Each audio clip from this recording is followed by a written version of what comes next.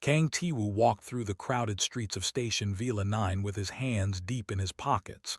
The station was old and dirty. Pipes leaked brown water from the ceiling. The lights flickered every few seconds. But this was home.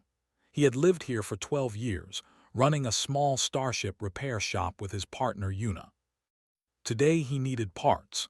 His last customer had paid him with broken credits, and now he had to find cheap salvage to fix an old cargo ship.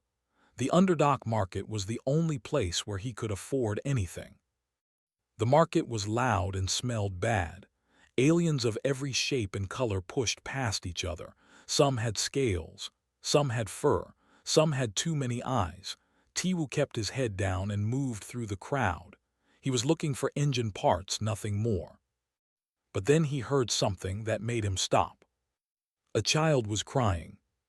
Tiwu turned his head. Behind a row of metal containers there was a narrow path. The crying came from there. He knew he should keep walking. The underdock was full of things that were not his business, but his feet moved on their own. He followed the sound. The path opened into a hidden space between old cargo ships. About 50 beings stood in a circle. In the center was a raised platform made of rusty metal. On that platform stood a fat alien with gray skin and small black eyes. He wore expensive clothes that did not match his ugly face. Beside him was a child. She was thin and small. Her skin was pale lavender, almost white. Her hair was silver and messy. Her eyes were also silver, but they were empty. She wore a torn dress that was too big for her body. Her hands were tied in front of her with a metal chain. Tiwu felt his stomach turn cold. This was an auction. They were selling children. The fat alien spoke in a loud voice. "This one is Velith, young female, 14 cycles old, good for cleaning, carrying, simple work." He paused and smiled in an ugly way.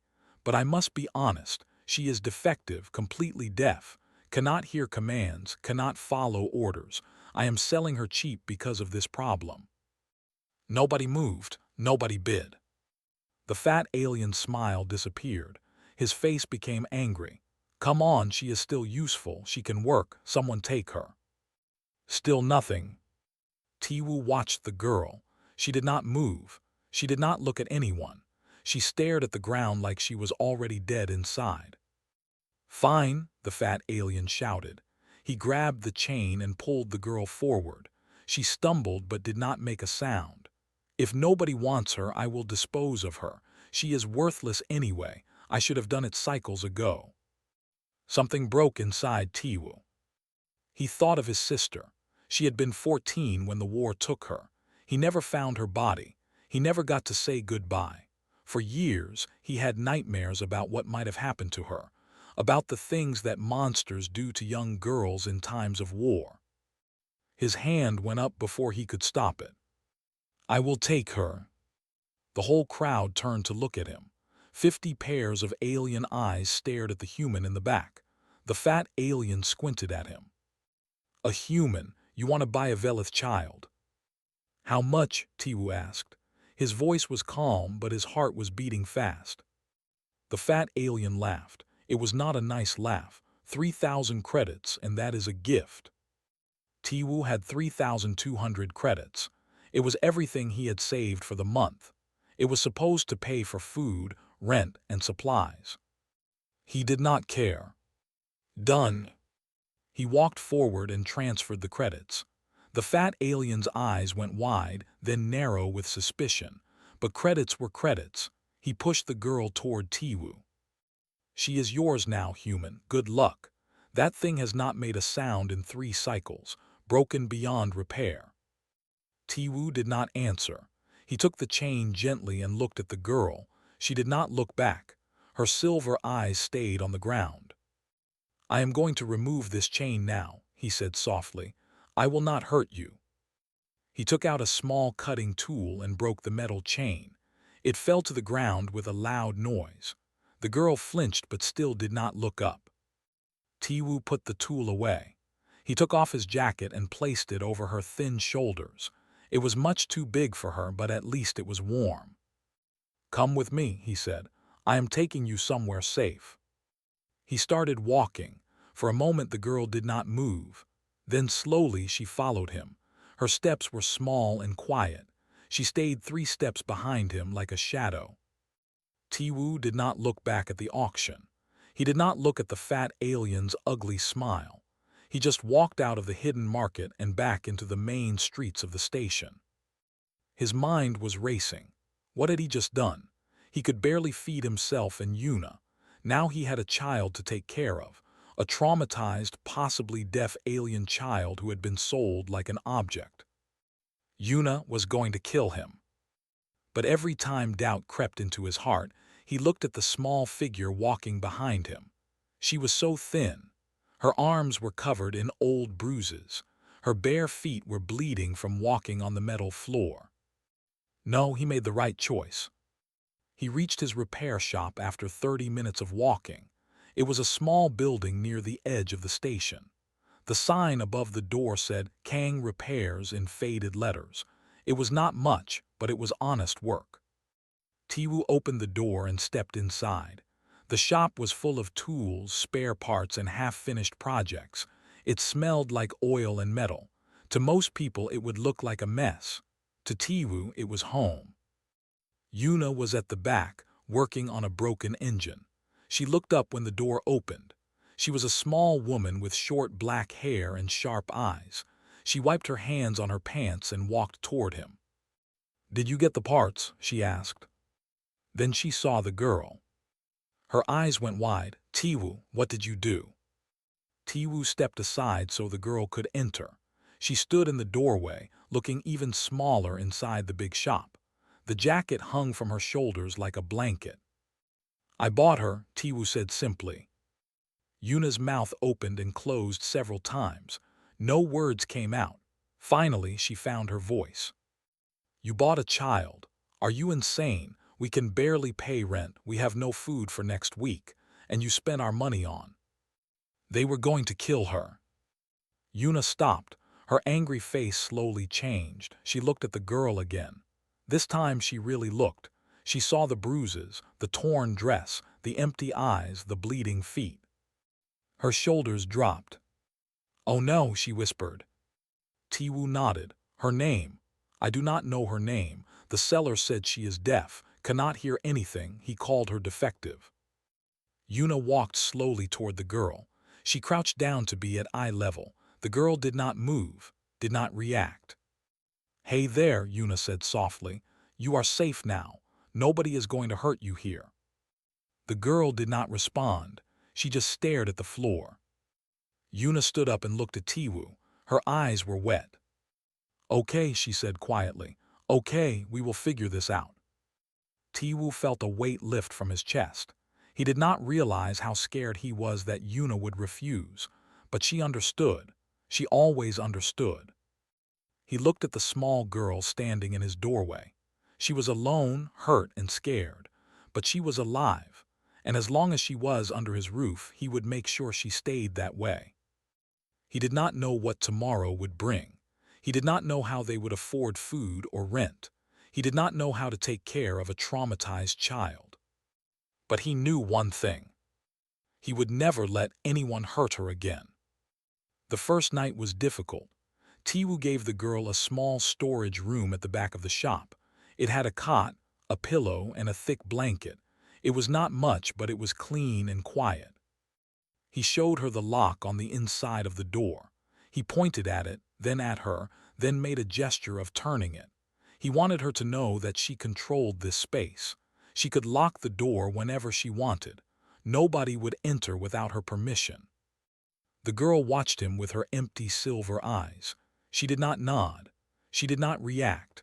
But when he left and closed the door, he heard the soft click of the lock turning. Good, she understood. Tiwu went back to the main room where Yuna was waiting. She had made 2 cups of hot tea. She handed one to him without a word. They sat in silence for a long time.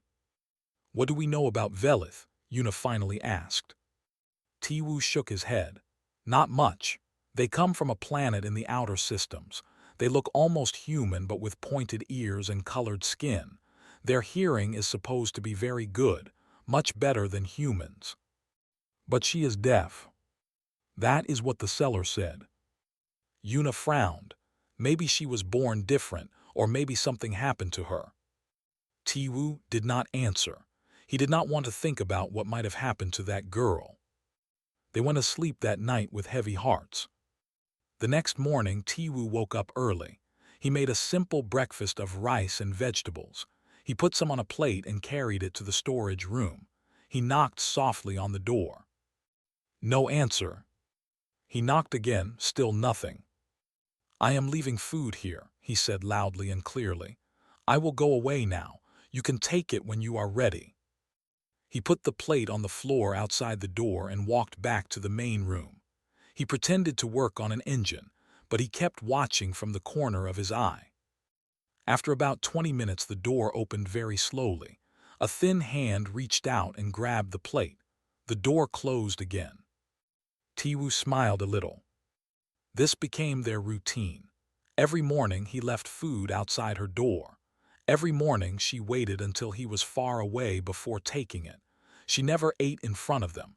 She never left the room while they were watching. A week passed like this. Yuna was getting worried. "She cannot stay in that room forever," she said one night. "She needs fresh air. She needs to move around." Tiwu agreed, but he did not want to force her. The girl had been through too much. If he pushed too hard, she might break completely. So he tried something different. The next morning, he left the door to the main shop open. He sat at his workbench and started repairing a small engine. He talked to himself as he worked. "This part goes here. No, wait, that is wrong. Let me try again."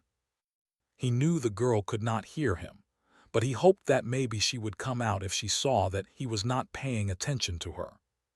It took 3 days. On the third day, the storage room door opened. The girl stood in the doorway watching him work. Tiwu kept his eyes on the engine. He did not look at her. He did not speak to her. He just worked. After about 10 minutes, she stepped out of the room. She walked very slowly to a corner of the shop and sat down on the floor. She pulled her knees to her chest and watched him. Tiwu felt his heart warm. This was progress. Over the next few weeks, the girl started coming out more often. She still did not speak. She still did not react to sounds, but she watched everything. Her silver eyes followed Tiwu and Yuna as they worked. She studied the tools, the engines, the spare parts. One day, Tiwu was working on a difficult repair. He needed a small wrench, but it was on the other side of the room. He stood up to get it. But before he could take a step, a thin hand appeared in front of him. The girl was holding the wrench. Tiwu stared at her. She was not looking at him. She was looking at the floor, but she was offering him the exact tool he needed. "Thank you," he said softly. She did not react, but she also did not run away. After that, she started helping more often. She would hand him tools before he asked for them. She would hold parts in place while he worked. She would clean up after he finished. It was strange. She could not hear him, but she always knew what he needed. Tiwu started teaching her simple gestures. He touched his mouth and then his stomach for hungry. He put his palms together by his cheek for sleep. He made a flat hand over his heart for safe. The girl learned fast. Too fast, Yuna said. She learned gestures that took other people weeks to understand. She remembered everything after seeing it once. "She is smart," Yuna said one night, "really smart." Tiwu nodded. He had noticed the same thing. One evening, Tiwu decided to learn her name. He pointed at himself and said Tiwu very slowly and clearly. He hoped she could read his lips. Then he pointed at her and raised his eyebrows in a question. The girl stared at him for a long moment. Then, very slowly, she raised her hand. She did not speak, but she traced letters in the air. L-I-O-R-A. "Liora," Tiwu said. The girl nodded, just once, just a small movement of her head. But it was the first time she had communicated something about herself. Tiwu felt like he had won a great victory. "Liora," he repeated, "that is a beautiful name." She did not react, But Tiwu thought he saw something change in her eyes, just for a second, something almost warm. Days turned into weeks. Leora became part of the shop. She was still silent. She still flinched at sudden movements. She still locked herself in her room at night, but she was not invisible anymore. And then Tiwu noticed something strange. One night he was working late. Leora was in her corner, reading a datapad he had given her. Yuna had already gone to sleep. Tiwu was tired. He was not paying attention. He dropped a heavy wrench behind Leora. It hit the metal floor with a loud crash. Leora did not flinch at the sound. That made sense. She was deaf. But she flinched half a second before the wrench hit the ground. Tiwu froze. He stared at her back. She had not moved. She was still reading her datapad like nothing had happened. But he had seen it. Her shoulders had tensed before the crash, not after, before. That was impossible, unless she had heard him drop it. Tiwu's mind raced. He thought about all the times she had known what tool he needed before he asked. All the times she had looked up right before someone knocked on the door. All the times she had seemed to react to things she should not be able to sense. He did not say anything. He did not show any reaction. He just picked up the wrench and continued working. But inside his thoughts were spinning. What if the seller had lied? What if Leora was not deaf at all? What if she was pretending? And if she was pretending, why? Tiwu looked at the thin girl reading in the corner. She looked so small, so fragile, so broken. What had they done to her? What had made a child decide that silence was safer than speaking? Tiwu did not know the answers, but he was determined to find out. Not by forcing her, not by pushing her, but by being patient, by being kind, by showing her that she could trust him. However long it took. He turned back to his work and pretended he had not noticed anything. But he was watching now, and he would not stop watching until he understood the truth. Tiwu did not tell Yuna about his suspicions right away. He wanted to be sure. He wanted more proof before he said anything. So he started testing. The first test was simple. While working on an engine, he hummed a quiet tune. It was an old song his mother used to sing. He hummed it so softly that even Yuna, who was only 10 feet away, did not notice. But Leora's pointed ears twitched. Just a tiny movement, so small that most people would miss it, but Tiwu was watching closely. He saw it. The second test came a few days later. Tiwu was across the room, pretending to look for a tool. Leora was in her usual corner reading. He whispered her name, so quiet it was barely a breath. Leora. Her head started to turn toward him. Then she caught herself. She stopped the movement and went back to reading, but for half a second she had reacted. Tiwu's heart was beating fast now. He was right, she could hear everything. He shared his findings with Yuna that night, after Leora had locked herself in her room. Yuna listened carefully. Her face was serious. "Are you sure?" she asked. "I am sure. She reacts before sounds happen. She knows what I need before I ask. Her ears move when I whisper. She is not deaf, Yuna. She is pretending." Yuna was quiet for a long moment. Then she shook her head slowly. Why would she do that? Why would a child pretend to be deaf? Tiwu had been thinking about this question for days. The answer he had found made his chest hurt. "Because she learned that listening was dangerous," he said quietly. "Because every time she responded to a command, something bad happened. So she stopped responding. She stopped reacting. She made herself invisible." Yuna's eyes filled with tears. She understood now. They both did. Leora was not broken. She was surviving. "What do we do?" Yuna asked. "Nothing," Tiwu said. "We do not push her. We do not force her to admit anything. We just keep being kind. We keep being patient. We let her decide when she is ready." Yuna nodded. "Okay, but we should show her that it is safe to hear, that listening to us will not bring pain." They made a plan. The next day, Yuna was in the kitchen area making dinner. Leora was nearby, pretending to read but actually watching. Yuna spoke in a normal voice, not looking at the girl. I am making rice cakes tonight, the sweet kind with bean paste. I think I will make extra. Maybe someone would like to try some later. Leora did not react, but her stomach growled. Yuna hid her smile. She finished cooking and put a plate of rice cakes on the table. Then she walked away and started cleaning tools in the main shop. 5 minutes later, when Yuna was not looking, a thin hand reached out and took one rice cake from the plate. Yuna caught Tiwu's eye. She nodded slightly. They continued like this for weeks. They would mention food, activities, or gifts out loud. They never looked at Leora when they spoke. They never expected a response. They just let her know that good things were being offered. Slowly, Leora started to accept more. She would take the food that was mentioned. She would appear in a room that was described as comfortable. She would avoid areas that were said to be dirty or busy. She was listening, and she was learning that listening brought good things, not bad things. One evening, everything changed. Tiwu was sitting alone in the main shop. It was late. Yuna had already gone to bed. The lights were dim. The station outside was quiet. Tiwu was not working. He was just sitting on his old chair, looking at his hands. He was thinking about his sister. He always thought about her when he was alone at night.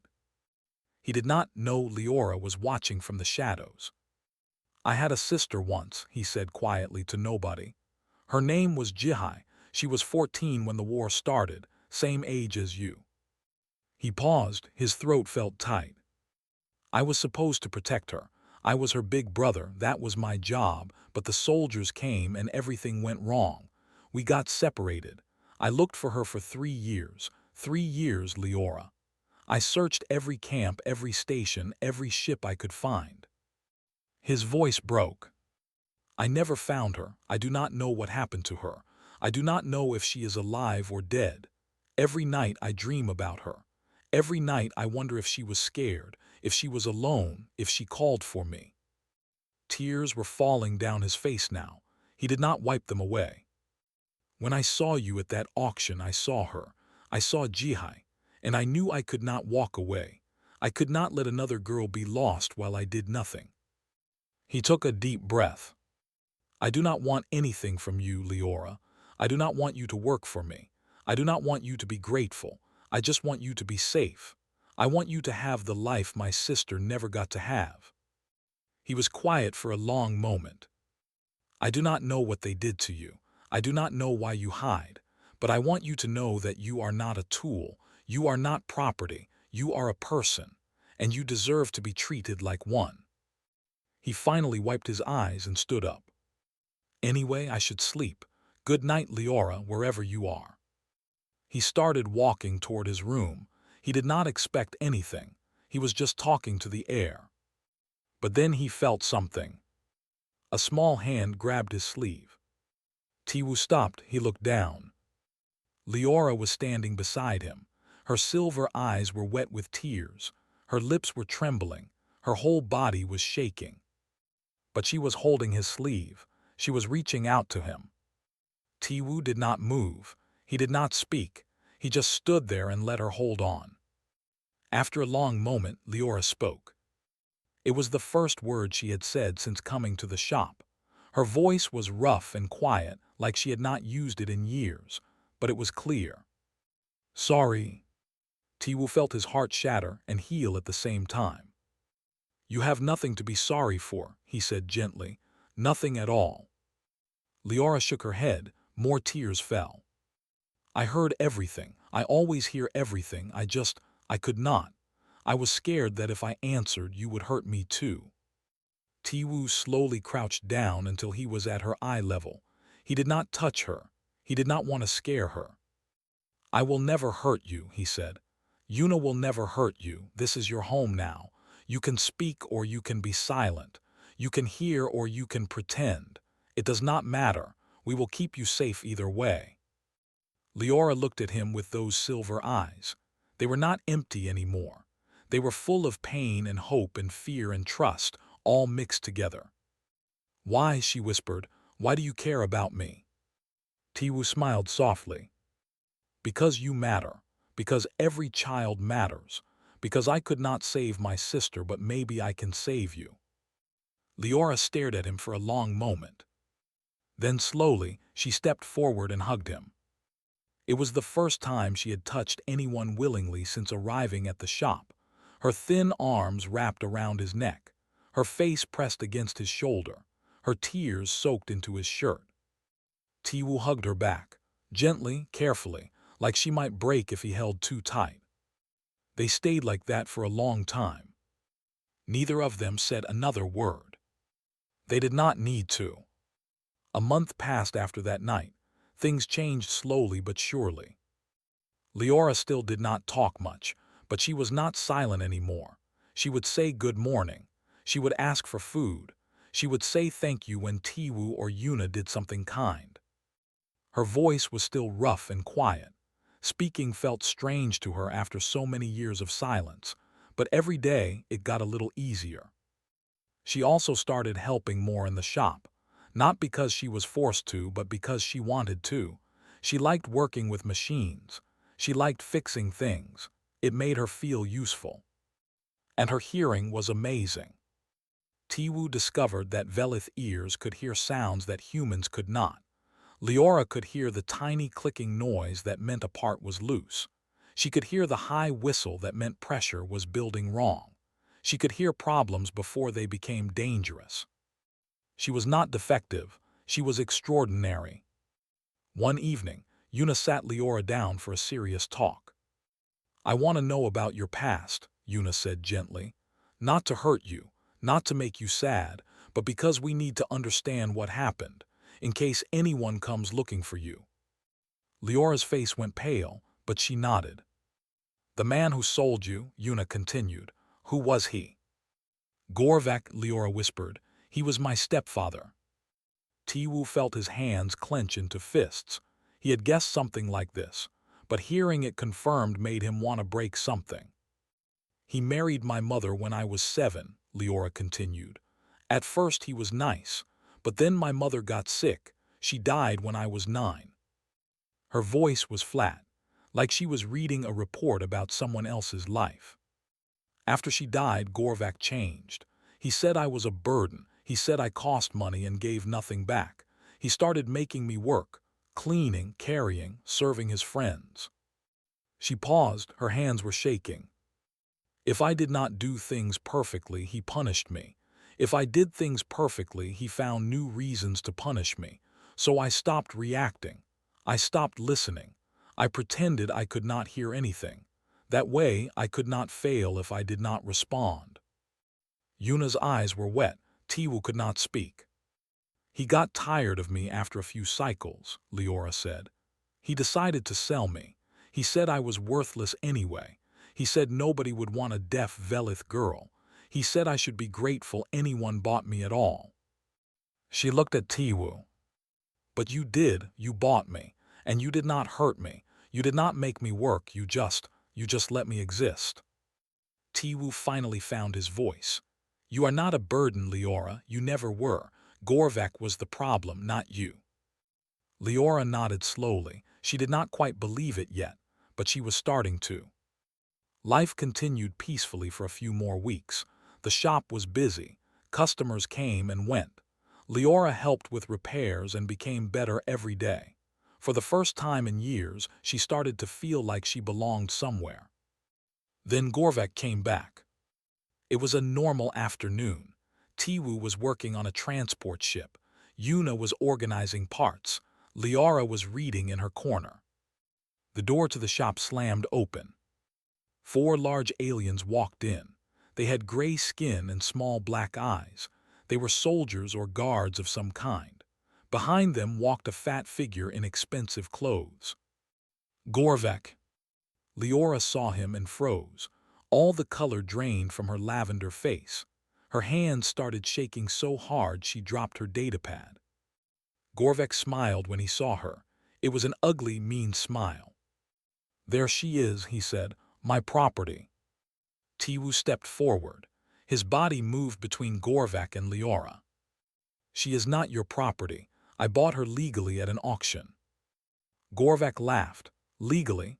That auction was for salvage goods, broken tools, defective machines. But you discovered she is not defective, did you not?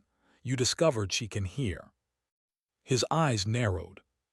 That means the sale is void. I sold her as damaged goods. Since she is not damaged, the transaction is invalid. I want my merchandise back. Yuna stepped up beside Tiwu. That is ridiculous. You cannot just take back a sale because you lied about what you were selling. I can do whatever I want, Gorvek said coldly. I have friends in the station council. I have lawyers. I have credits. What do you have? A small repair shop in human stubbornness. He stepped closer. Give her to me now and I will forget this happened. Refuse and I will have you arrested for trafficking. A human buying an alien child. That will not look good to the authorities. Tiwu did not move. His body was tense. His fists were clenched. I am not giving her to you. Gorvak's smile disappeared. His face became hard and cruel. Then I will take her by force. He nodded to his guards. They started moving forward. Tiwu grabbed a heavy wrench from his workbench. Yuna picked up a metal pipe. They were outnumbered and outmatched, but they were not going to let Leora go without a fight. The first guard swung at Tiwu. He ducked and hit the guard's knee with the wrench. The alien screamed and fell. Yuna blocked a punch from the second guard and hit him in the stomach with the pipe. He stumbled back. But the third and fourth guards were faster. One grabbed Tiwu from behind. The other knocked the pipe from Yuna's hands. Gorvak walked past the fighting and toward Leora. She was pressed against the wall, shaking with terror.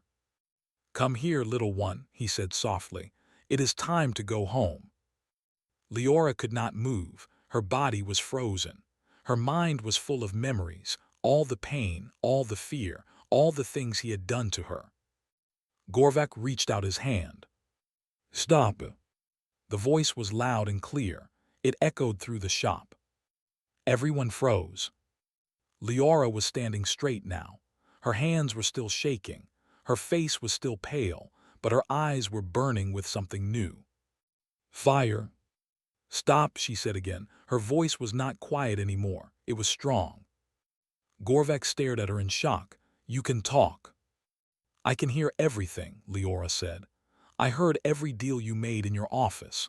I heard every secret you whispered to your partners. I heard every crime you planned. For years, I listened while you thought I was deaf. Gorvak's face went white. You think I am worthless. You think I am just a broken tool. I remember everything, Gorvak. Every name, every number, every location. And I will testify before the Galactic Tribunal. Gorvak's guards looked at each other nervously. They did not know what to do. I know about the other children you sold, Leora continued. I know about the weapons you smuggled. I know about the officials you bribed. One word from me and your entire network falls apart. She stepped forward, small and thin but somehow terrifying. Let them go, walk away, and maybe I will forget what I know. But if you touch Tiwu or Yuna or try to take me again, I will destroy you. I will tell everything, and you will spend the rest of your life in a prison cell. The shop was completely silent. Gorvak stared at the girl he had called worthless, the girl he had beaten and sold, the girl who was now threatening to bring down his entire empire. His face twisted with rage. But then he looked at his guards. They were already stepping back. They knew the truth. If this girl talked, they would all go down. Gorvak's shoulders dropped. This is not over, he whispered. Yes, it is, Tiwu said. He had gotten free from the guard and was standing beside Leora now. Get out of my shop, and if you ever come near her again, I will kill you myself. Gorvak looked at the human. He saw no fear, no doubt, just cold, absolute determination. He turned and walked out. His guards followed. The door closed behind them. The shop was silent for a long moment. Then Leora collapsed. Her legs gave out and she fell to her knees. All the strength that had held her up was gone. Tiwu caught her before she hit the ground. "You did it," he said softly. "You saved yourself."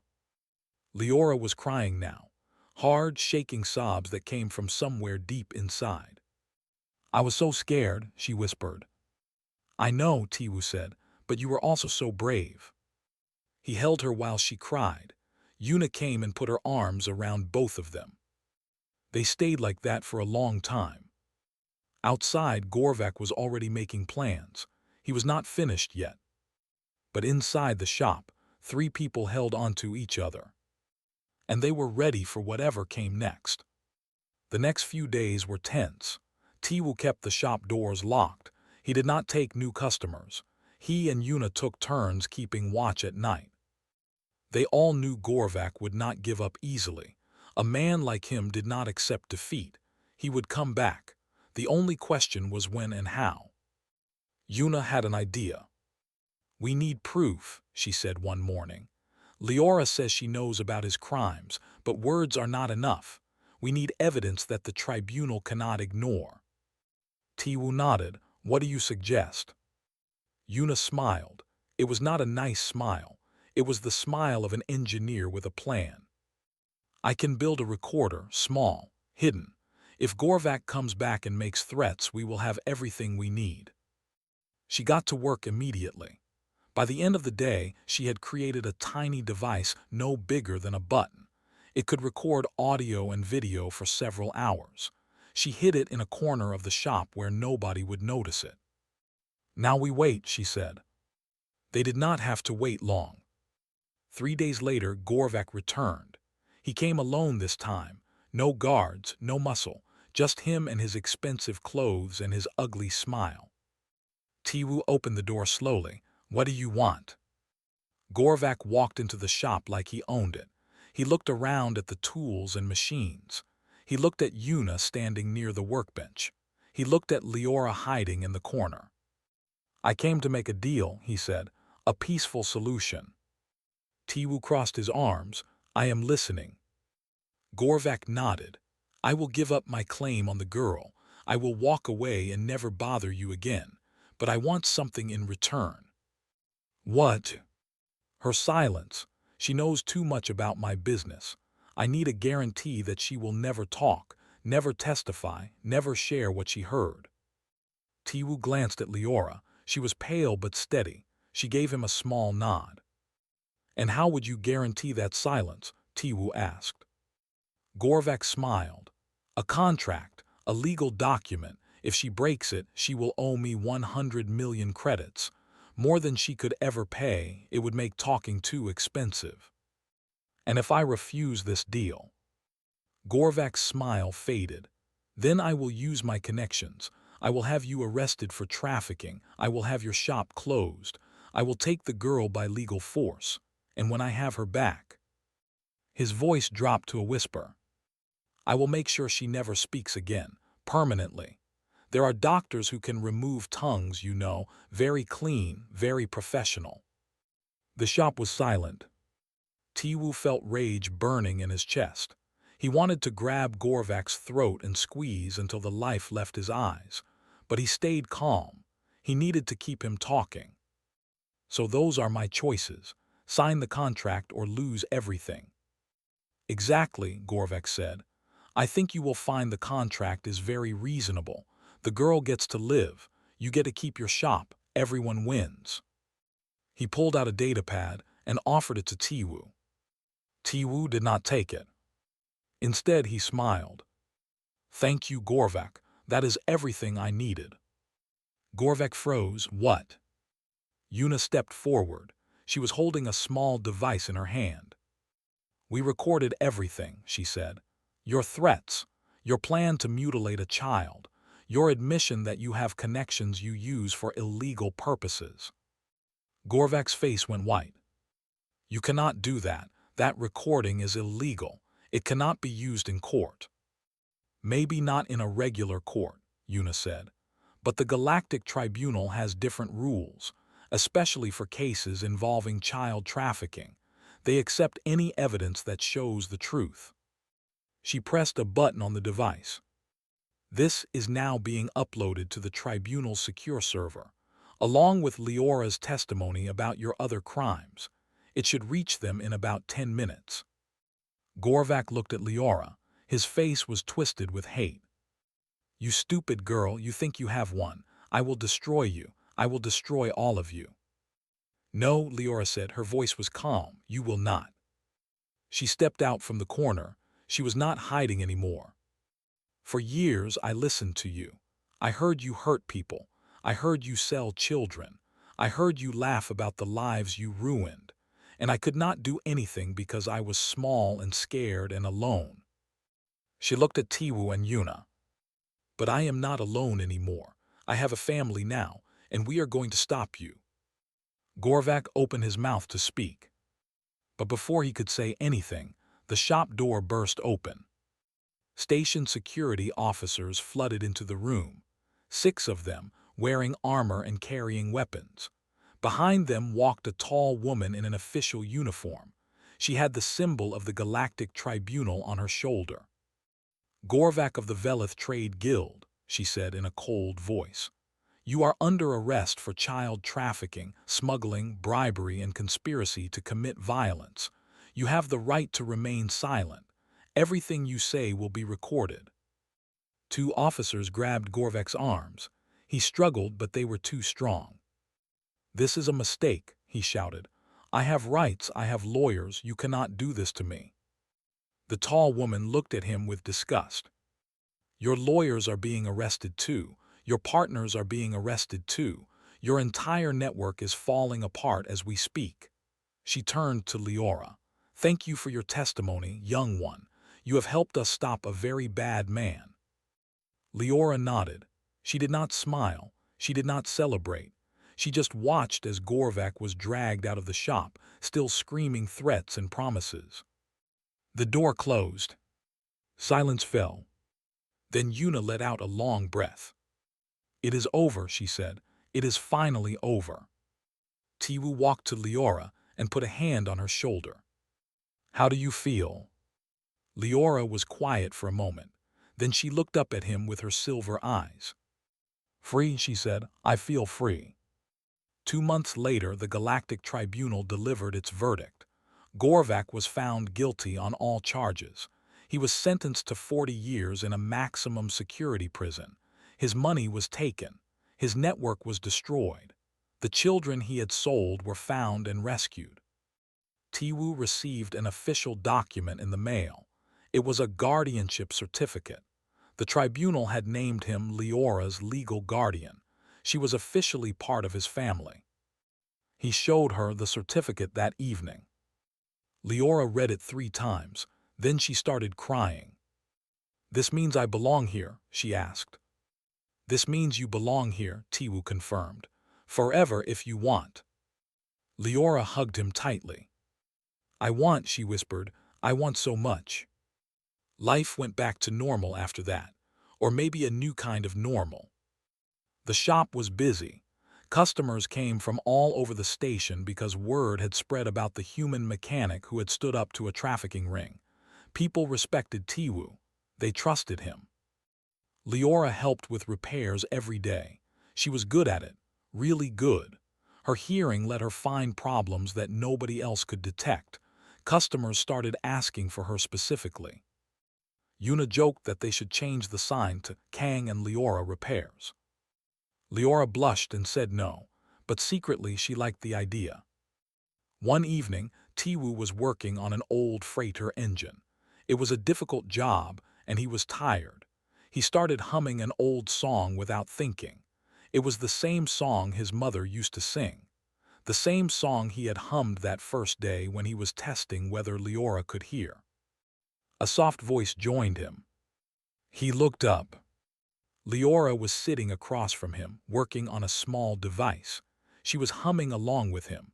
The melody was a little off because she was still learning, but she was trying. Tiwu smiled and kept humming. When the song ended, Leora looked at him. Tiwu. Yeah. Thank you for buying me. Tiwu put down his tools. He looked at the girl who had come into his life as a broken slave and had become his daughter in everything but blood. "I did not buy you, Leora," he said softly. "I just brought you home." Leora smiled.